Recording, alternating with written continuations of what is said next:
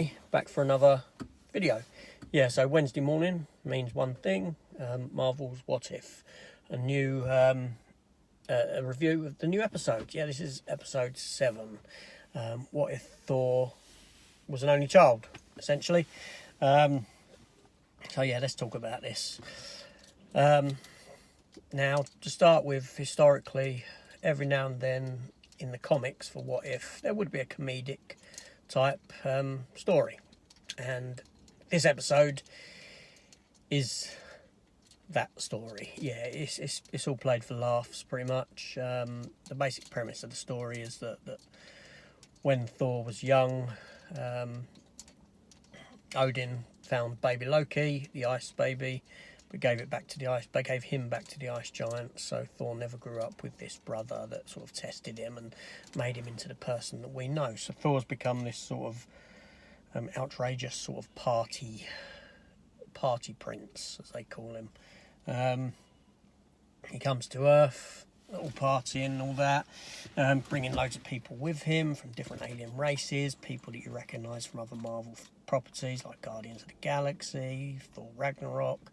Yeah, all this, and everyone's just partying to the point that they start destroying the planet. They start ruining things, messing it up, much like in sort of American teen films when the parents have gone and all the kids are there around someone's house and they're not meant to be partying and everything gets wrecked, that sort of a thing.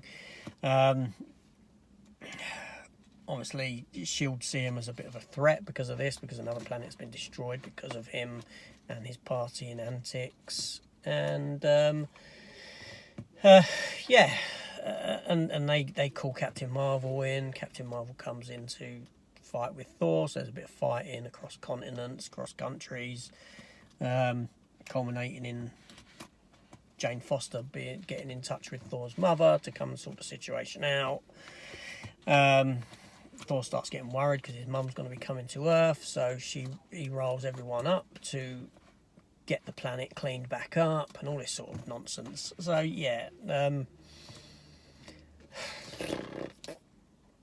not really a very good episode, don't get me wrong. The final scene for the episode sets up something major to come, which I knew was coming. I won't spoil that part for you if you're going to watch it, but it will spread into bigger, deeper, darker things, and the culmination of what this entire series has been leading towards. You'll see a lot of returning characters from each episode.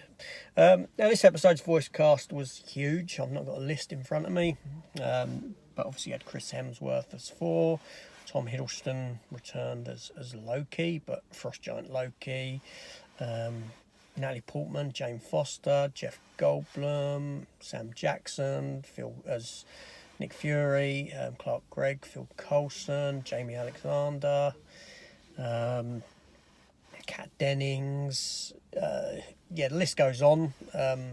Frank Grillo. I could keep running off names, but yeah. So you know, the voice cast is fantastic. Chris Hemsworth is playing Thor more like Thor that we know from Thor Ragnarok. You know, that sort of chilled out Thor, that sort of doofus type Thor. Yeah, so the voice cast is all fine. The animation is on point as always. Thor sort of looks very much like a sort of Disney prince type of a character in it, with his long locks and all this sort of stuff. But yeah, there's not much I can really say about the episode. It's not one that I'd probably often rewatch or want to rewatch, apart from that final 10 seconds, which is the tease for the next, like the big sort of finale that's coming. Yeah, so not the greatest of episodes. I mean, it was fun, it was enjoyable, but because it's all played for laughs, there's no real sort of meat to it as such. There's no, nothing to think about. Yeah, that's it really.